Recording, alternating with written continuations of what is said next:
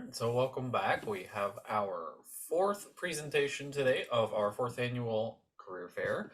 And today we have with us at our perfect lunchtime session is Simeon Daniel, Electrician. Thank you so much for taking the time out of your busy schedule to come here and share a little bit about what you do, what your career is, and everything with our students that are attending now and we'll be watching these recordings later. So thank you so much for being here. I'll Well, go thanks ahead. for having me. Yeah, Appreciate that. yeah, thank you. So, I'll go ahead and just hand it right over to you, and you can go ahead and go, and we'll ask some questions here at the end once you're done. But until then, the floor is yours. all right. Well, welcome everybody. Like you said, my name's Simeon Daniel. Been an electrician for about 30 years now.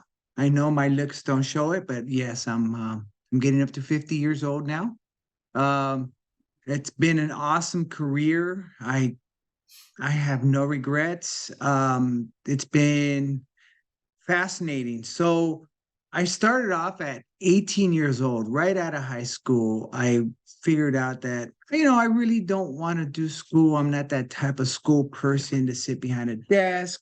I'm more active. I want to be, hands-on. I worked on cars. I was a active skateboarder, active baseball player, always out in the field, always wanted to do something.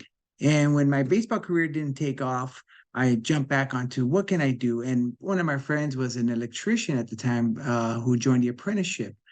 And when he joined, he told me all about it. I said, well, this is something I'd like to try out. And funny thing is that, well, it required some schooling. So, well, when I didn't want to go to school, so then I tried school and then I was like, well, okay, let's do this. So I jumped right into it and enjoyed it, working with my hands, being out in the field. Started off with basic, no knowledge of electricity at all, just to know that this was a light bulb. We all knew this. I knew how to screw it on. Basic light bulb, right? Didn't think anything of it. I was like plugging in a cord, you know, everything that has to do with that. So, going out in the field, I started to use one of the most famous things that every construction person uses, and even at home, is tape measure. Everybody uses a tape measure for everything, and it requires a bit of math, basic math, to even some more complex math, which we're not going to get into because I don't want to be wrong here, and somebody's going to be like, "That was the wrong math you did." So, so it went from there, and then I like I said, I used to work on cars. I used to do all kinds of little knickknacks. So the other thing that we did in the trade was I started working with tools. This is as an electrician, this is going to be your favorite tool is a screwdriver, long, short, big, small, all different sizes. Is a screwdriver. Now these are specific brands that you're going to notice. And like every tool in the trade, it has their brand of tool that you're going to get. Um, so it could be from cheap to very expensive. So, but you are what you are. I mean, you are what you make your career with your tools that you do. So there's tools of the craft, there's tools that you have for home and all that stuff. So the one of the other tools that I was introduced to that was infamous for electricians, and I'm pretty sure everybody knows about, is the wire strippers. Now, these are huge. These two go together. This cuts the wire, this strips the wire, this screws down the wire. So without those two tools, there's really not much we could do. So I had to work with tools. I had to work with my hands. I had to work with my mind, being creative. What am I trying to accomplish? The so while I was in the field, learning how to dig, learning how to run pipe, learning how to use uh, power tools. You know, we had to learn how to use power tools and different types of power tools. And this is not a demo for Milwaukee, but they are pretty good. And so different types of tools, different types of things I use. And it was it took me about 20 years to figure out what I really wanted to do in the electrical field. So being out in construction, I was considered new construction, the hard hat, the vest guy, the out there in the dirt, building new buildings. Um, it was and during that whole entire time, I was still going to school for electrician. So you start off as an apprentice. We went through an apprenticeship, and it was twice a week, 3 hours a night. And there they taught us the more technical stuff. The stuff, why are we using the tape measure? Why are we stripping the wires? Why are we screwing this down? Why is that wire why is the white wire going to this? Why is the black wire going to this? So they, when you were on the field, you were learning this. And it was very interesting. And then we got into theory. The further we went on, it was a 5-year apprenticeship. So 5 years. And of course, we went with the university schedule where it was twice a week, 3 hours, and then we had our summer breaks. We had our Easter or spring breaks, and so we followed the same type of school curriculum. And during those 5 years, the further you went into it, the more you get into theory. And like Tesla, the how electricity works, the flow of electrons. There's a lot of science involved in it. It's not just hands-on, let's turn the screw wire. This is why are you doing it? How does the light bulb work? So how does this post? So for quite example, a lot of you screw these on, right? Well, a lot of people don't realize that the bottom here is where the hot wire screws. When you screw it in, this touches the hot wire or the black wire, technically, that goes into it. And this is your ground or the neutral wire. So when you screw this in, you're making contact. The electricity goes through the middle, lights up, and it comes back to here. So a lot of people don't realize how simple that is and how basic it is. Now, this is an LED bulb. There's a whole different science to that too. So the we learned that. We learned how to screw in the light bulb, but we never understood how it worked. And going to school through the apprenticeship and being an electrician, well, we learned all that.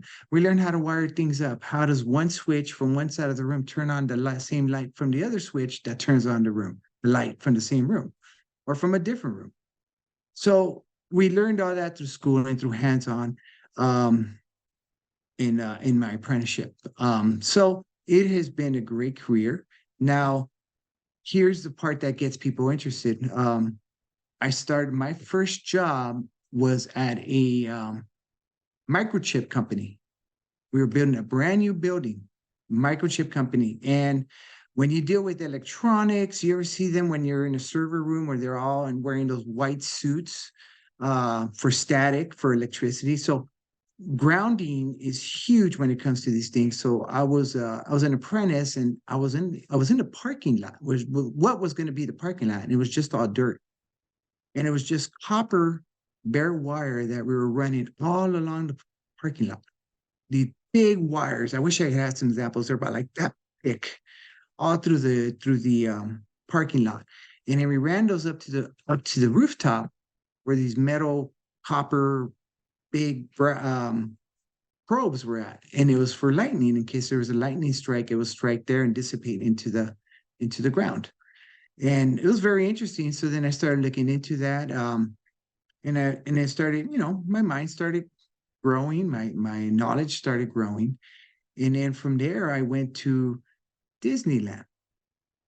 So at Disneyland, I went from electrical. That's the great thing about electricity or about the electrical trade. You don't just do electricity, wire plugs, bulbs.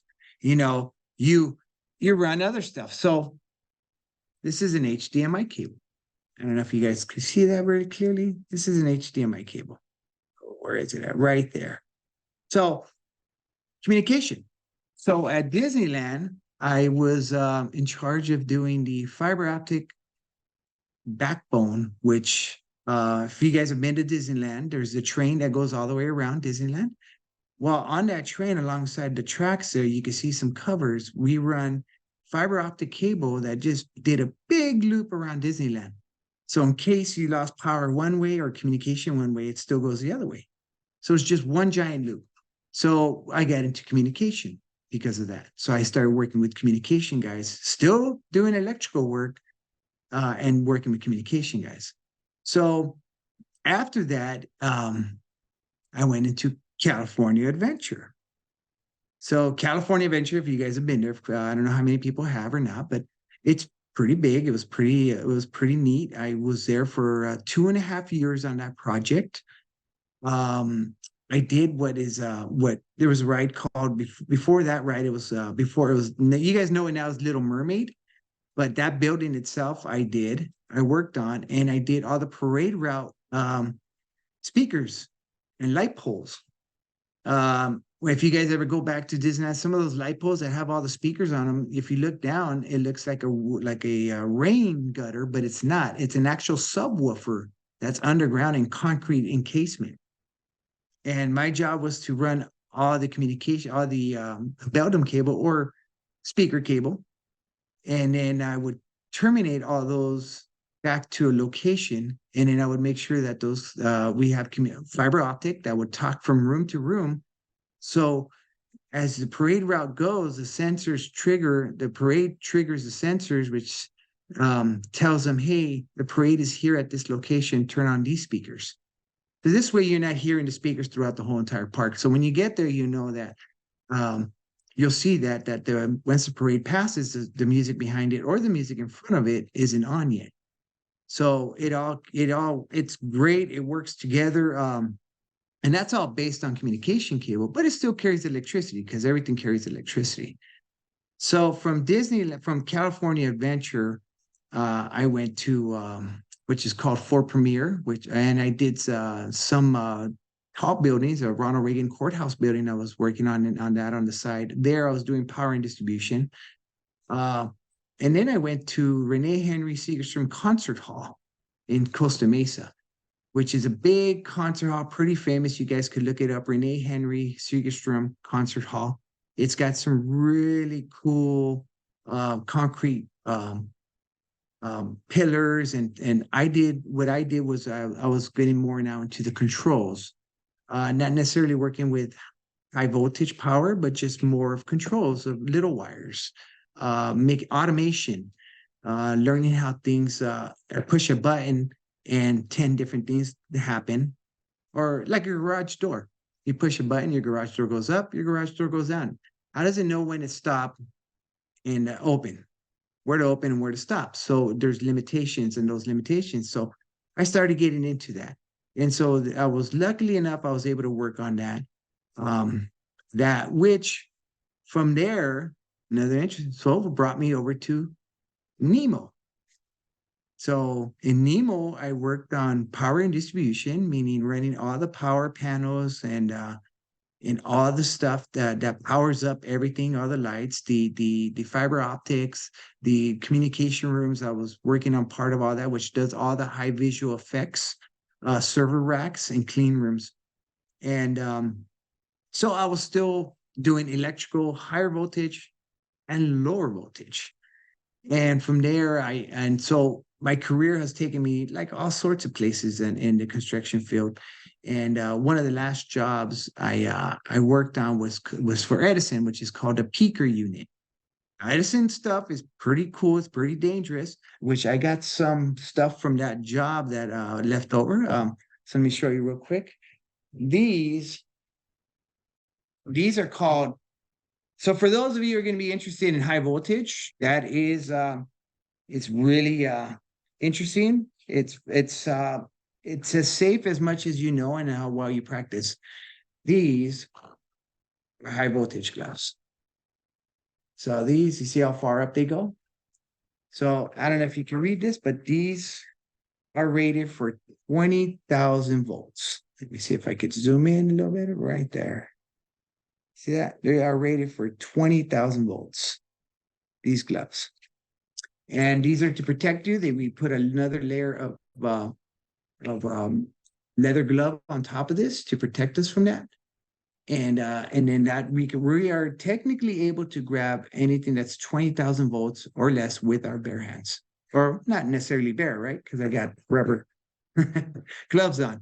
So, and then from there, when you're working with less stuff, then you work with these lower ends. If you're working with, and they come in different ratings. They also have 300,000 volt gloves, 500,000 volt gloves.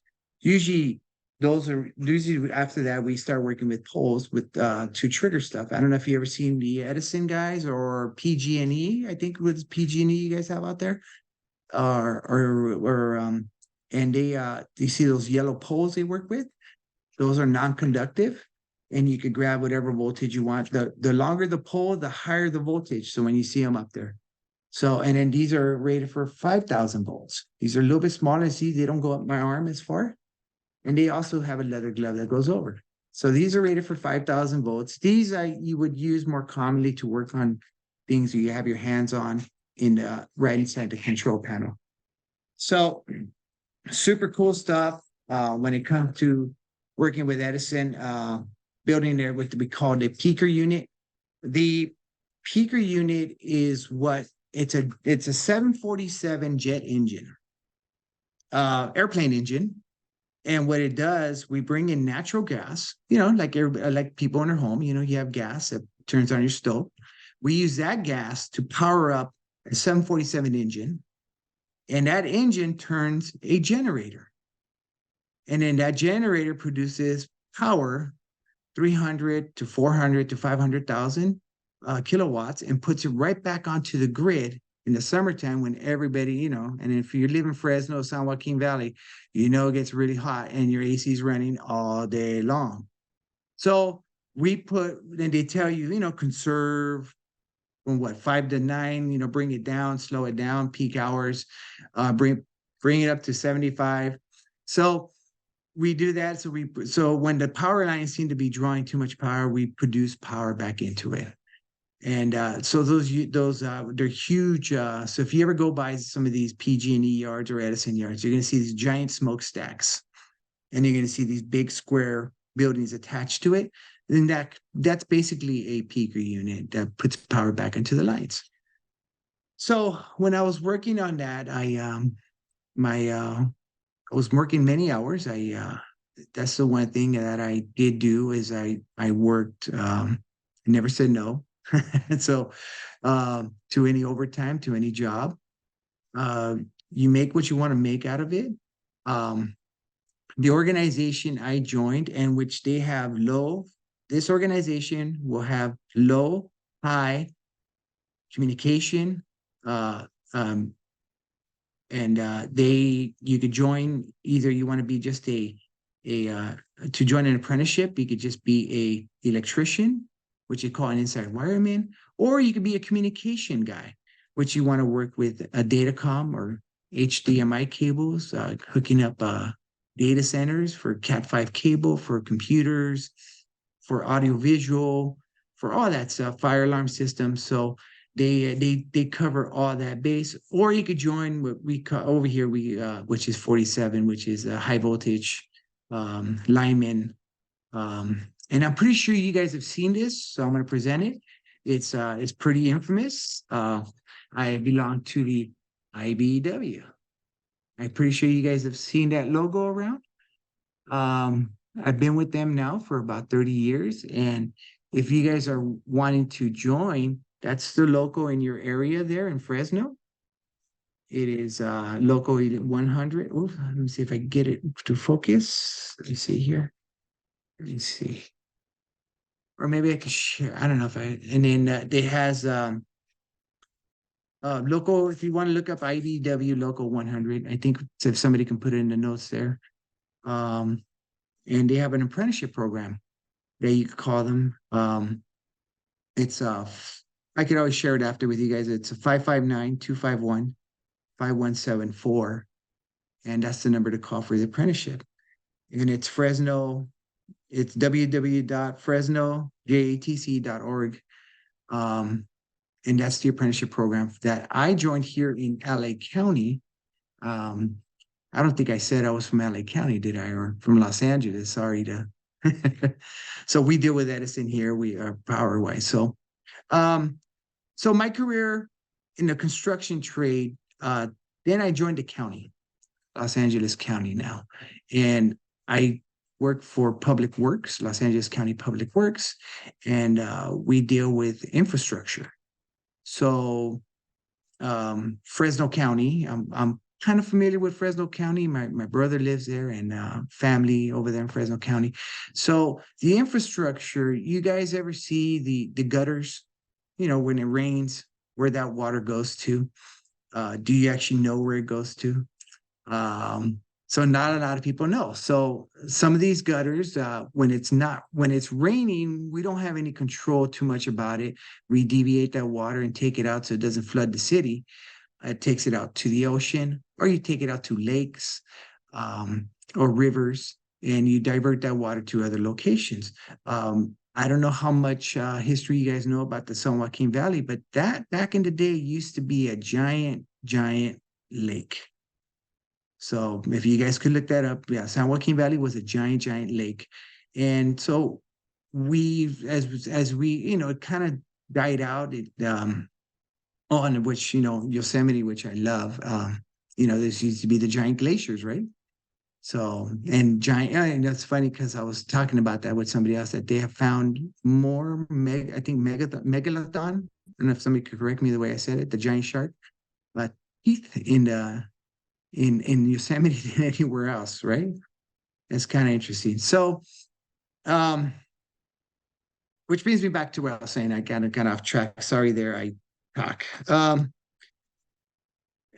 So I the water system. So here in Los Angeles County, I don't know if you guys have heard in the news, we've always have a drought issue because, as wonderful and sunny it is, we divert water very well. We don't like having water in our streets. We don't like having water anywhere. So when it rains, it just traffic, there's all the water is gonna start flooding this and that. So the we divert water. We have this thing, a couple of riverbeds. We have the LA River, and then we have the San Gabriel River, and both of those all come together as one in LA River towards which another city down the road. So we divert water very well. So here, my job is, and I'm pretty sure you guys have heard, is conserving water. So we take water that's nuisance water. If you ever look in these channels, there's always water. So we take water and we divert that water. We're not saying when it's not raining, we want that water and we want to keep it.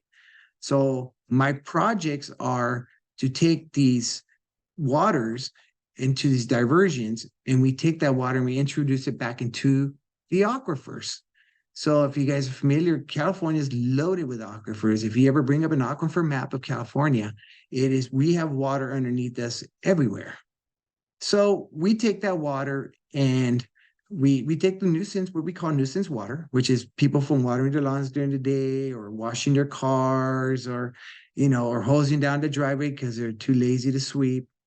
So we take that water and we don't want it to go into the ocean because we feel it's contaminated. So we want to protect the ocean because we like to swim in the ocean, right? So we take that water and we introduce it back into these aquifers.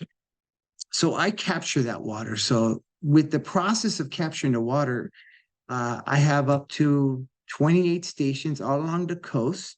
So yes, my job takes me along to the ocean. I have an ocean view, and that's my office every day. So what I do is I automate these things. So all these stations are automated. We have pumps. We have these giant gates that open. We have inflatable rubber dams that inflate. We have UV systems to clean the water. We have filters, and they work on their own. The water comes in, it senses water, it starts pumping it starts diverting it to where it needs to, it starts cleaning it and all that stuff. So it's automation. So my career from being that roughneck construction, coming home and leaving a big dirt ring around my tub, it went from not having to take a shower for 3 days, but I still do. I take a shower every day. But I don't leave the mess anymore. My boots, my pants, my work has brought me back into less of more of a computer, less of a tools. So the which I had to go back, not back, I didn't necessarily go back to school, but I had to put myself through some rigorous training of learning and and to process everything we do. I didn't have to learn everything about it, but I had to learn what we did. So the guy who didn't want to go to school, who didn't want to sit behind a desk, well, now I do programming, automated programming. So I actually I build the cabinets, which is these, well, if you ever open up one of these electrical cabinets that has a bunch of like lights and blinking things, processing, I build those. And not only that, I program them. So I'm in front of a computer for days at times, programming. I want to make this station work on its own. And not only that, but send signals to me from my office in Southgate to Malibu to Long Beach, where I don't have to show up. I can see what's going on there and communicate with it and make changes as needed. So basically, if you're sitting in, let's just say, um, what is that? I was trying to remember the what's that famous street? Not McKinley. What's that famous street? Blackstone, is it? The one that runs up, or Shaw, one of those famous streets up there in Fresno. I could talk to stuff that's as far away as Selma or Keensburg, from Clovis to Keensburg, basically. I could talk to communicate from stuff, and I can make changes literally within 2 seconds. And we now, which leads me back to electrical. So not only that, now I have to deal with what we call RF, which is radio frequencies. So the antennas, the things, the most famous ones that everybody knows about is the cop cars, police officers. They're able to talk to each other from their chest or from their squad car to any squad car in the city, all the way around Fresno to even Selma. And how is that done? How is that possible? You see the antennas on top of the car, they're very small. How is that able to? Well, now it leads into radio frequency, which is there's a tons of stuff.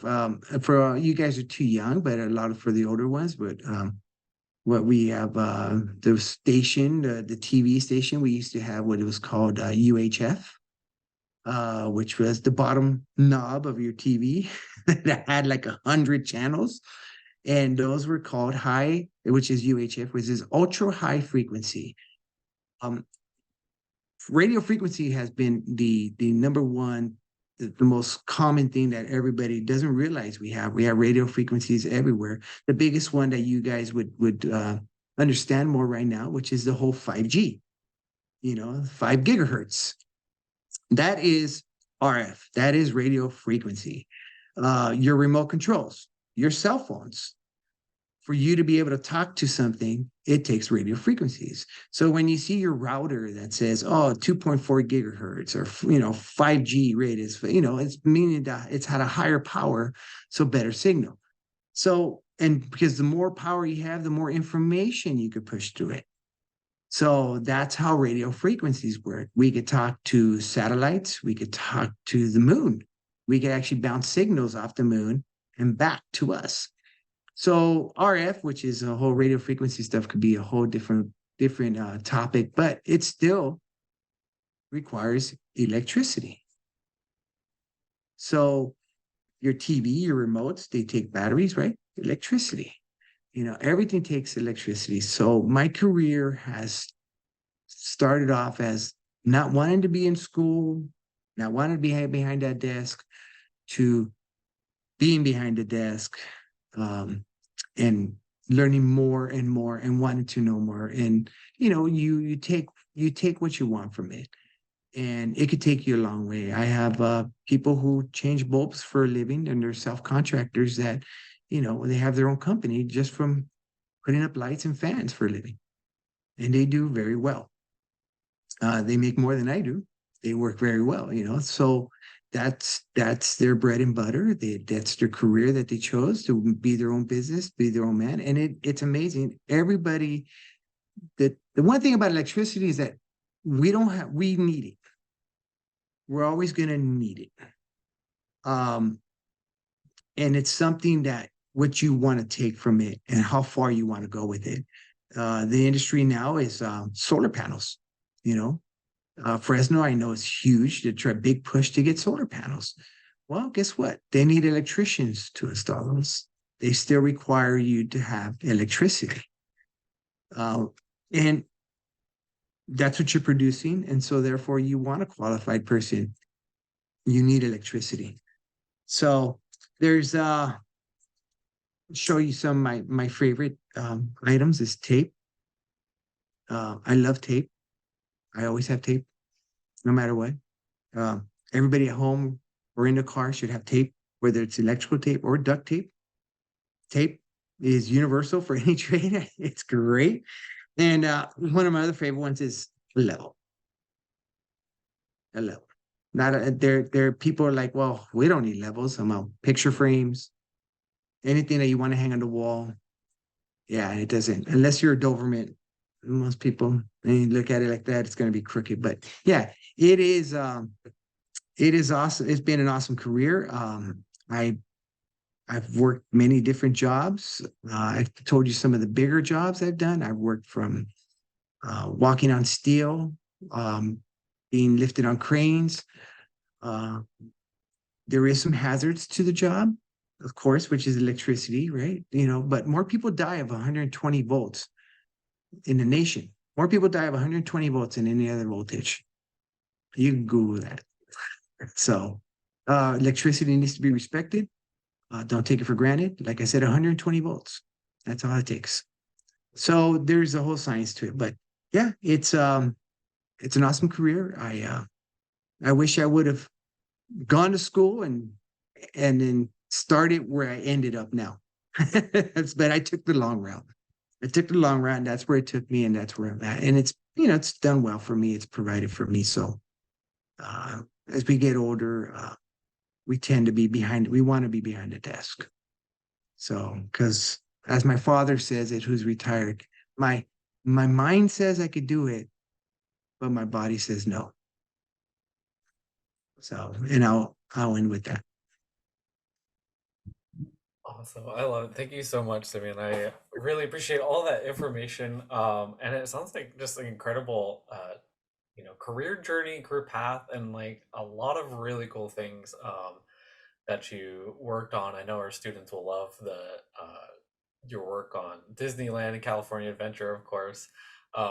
Really awesome. So we have a few questions. One of them you kind of addressed with the apprenticeship. I know you showed us the paper, which I will put on to our when this video goes up. I'll make sure to put all that information in the comment or the description of that video, so that way any students interested in that can access that.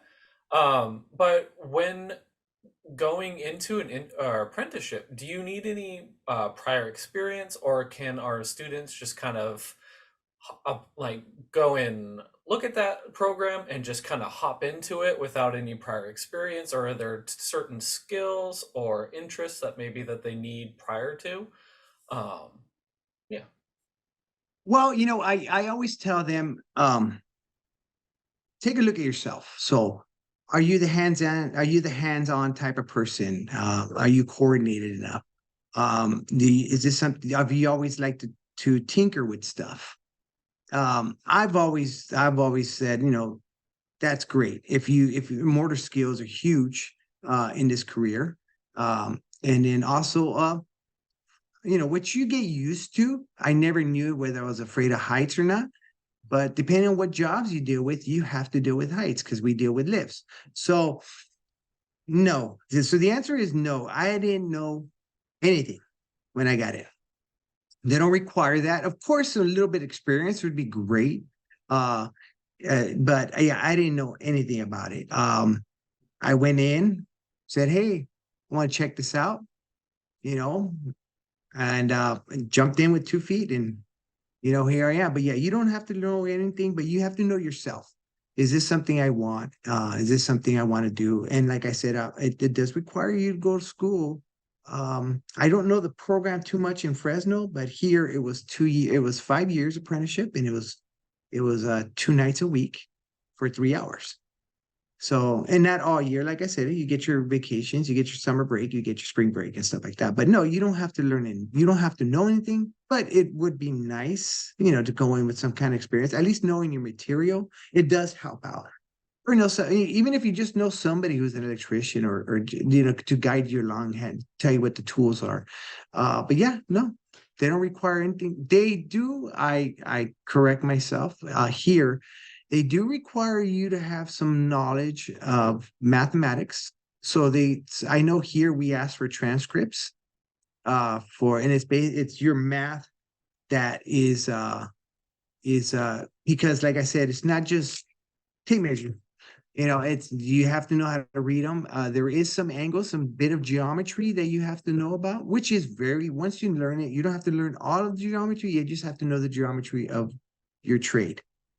So, but they teach you that in the school. So they want you to have a basic concept of it. And it's real simple. You can if you go onto the website, and I think Heidi, I think I sent her a picture. I don't know if she wanted to post that in the comments. Um they'll tell you what your requirement, which you can go to any JC because I believe any JCs are free, right?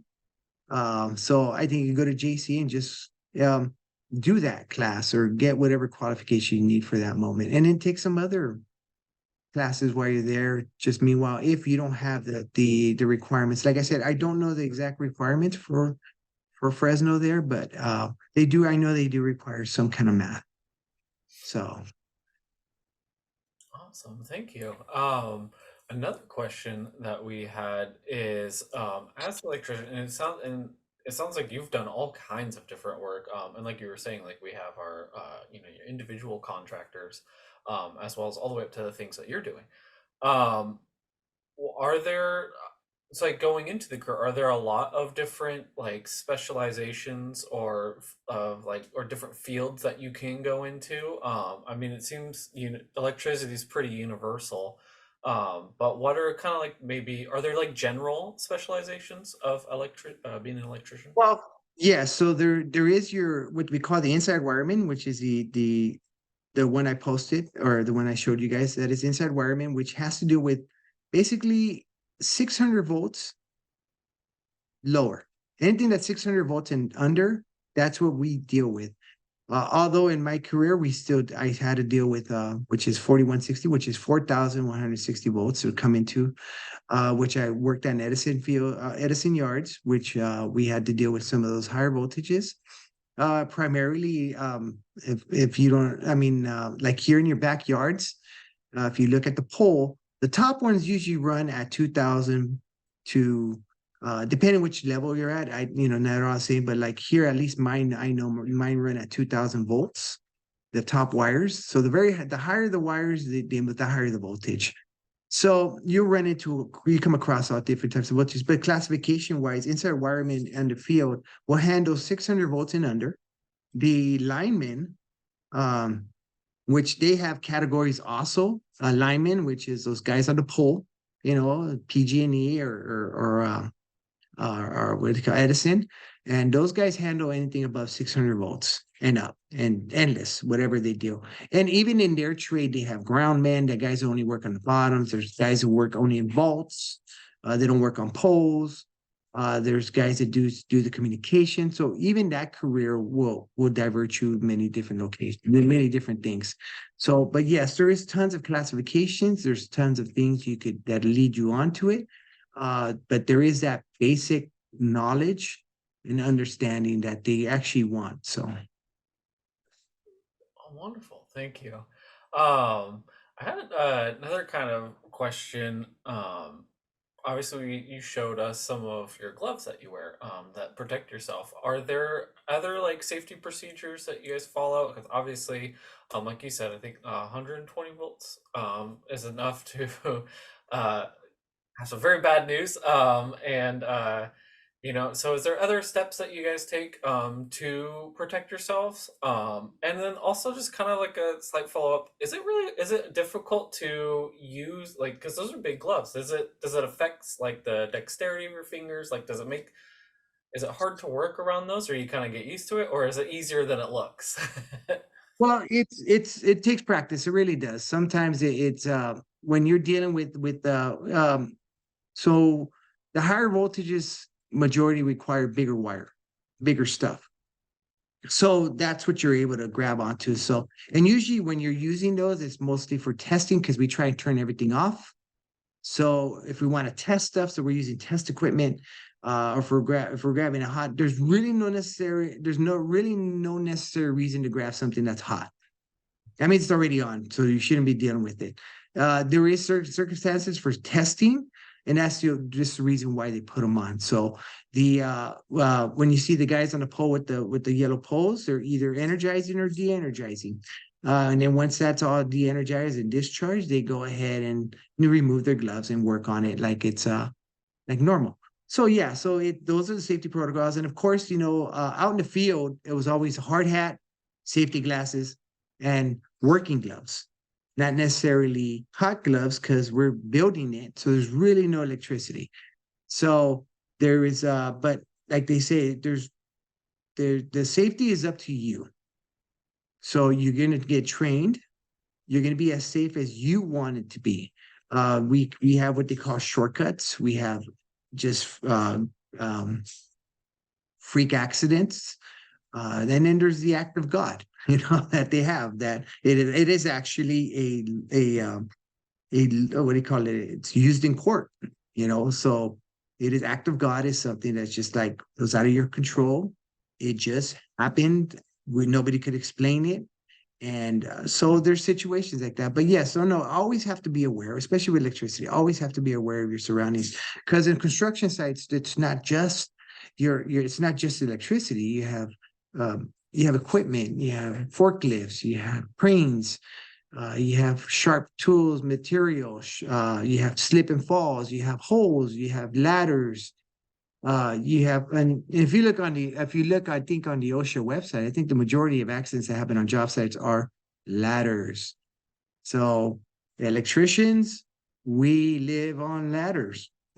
So, and you learn tricks that you're not supposed to do because the ladder tells you that, and OSHA tells you that. But how to walk with a ladder, how to do all kinds of because you live on a ladder, that on a job site, everything's based on ladders. When you're building stuff, you're on a ladder. I mean, we can't avoid ladders. We have them at home. uh we have cabinets that sometimes we can't reach the top. Well, what do we bring out? The little ladder, a step ladder, a step stool. So yes, most falls are from steps and ladders. But yes, we have preventative stuff. We try and be as safe as possible. Well, for hand protection, eye protection, ear protection. That's that's huge. Ear protection, because when you're on the field, it's loud and you're hearing that all day. And you're not drilling far away. You're drilling like this. So it's that noise. So yeah, ear protection is huge. I do regret it. This one's a little after a while. So, but yeah, and I think that for driving with the window down. So, but yeah, it is safety's huge. Safety, you'll come across that everywhere.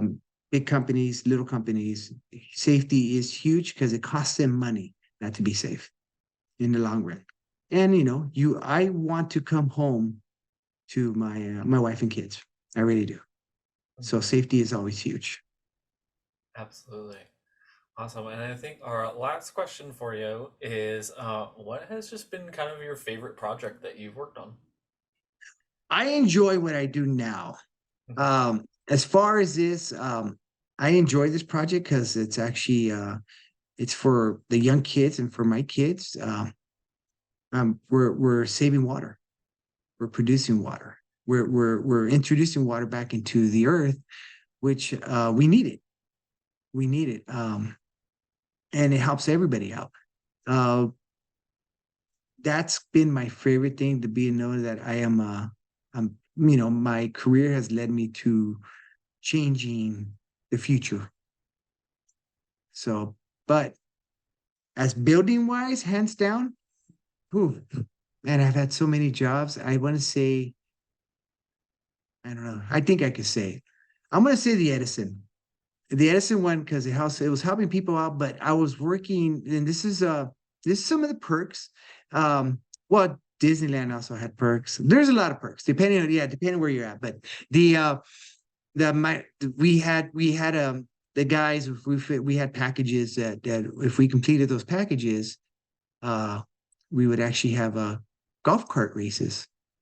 So, and these yes, these big substations or Edison fields where the towers are at, where all those big transformers are at. Yeah, can you imagine we're grown men driving around racing in golf carts? Yes, that was a pretty fun job. And some of the perks, Disneyland sometimes kicked them some tickets, and depending who you talk to go. My favorite, one of my favorite perks was actually the concert hall. So I got to go see the Nutcracker, Lion King. I went to go see the Philharmonic. So stuff like that. I mean, there is some perks too that you get from building stuff, and then just seeing it from the my favorite part is seeing it from dirt to completion, to functioning. I just went with my brother and his wife, and we went to go see a concert there, and it was um, music the music to Star Wars, and they went through all the genres of or the episodes or whatever through the years of Star Wars. I don't know how many, like 8 or 9 or 10, and it was really nice to see and the sound and be there, something that I built, something I was a part of. It's really cool. And then, she could tell you I couldn't stop talking. I did this, I did that. This is how this works. This is how this works. So it was pretty neat. So That's awesome. Wonderful. Thank you so much. Yeah, just that's really cool. And I guess the last quick question I have for you is if we do have any extra questions that come in late, sometimes our students are, they have courses or they're busy. That's kind of the beauty about our online environment is sometimes these things they can watch it back on their own time. If they have any extra questions, would we be able to maybe compile a list and send it your way to get some answers on anything that might come up in the next week or so? absolutely, Awesome. Thank you so much. absolutely. And Wonderful. Well, thank you so much, Simeon, for your time here today. I learned a lot. It was really, really entertaining, and really interesting and educational. And I just really appreciate you taking time out of your busy schedule to talk to us. And yeah, we just really appreciate having you here. awesome. Thank you for having me. I really enjoyed this.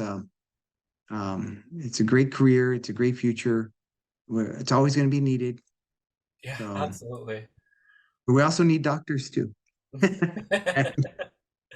trying to Awesome. get one. I'm trying to get one of my own in my family. So hopefully it works out. There you go. Also too.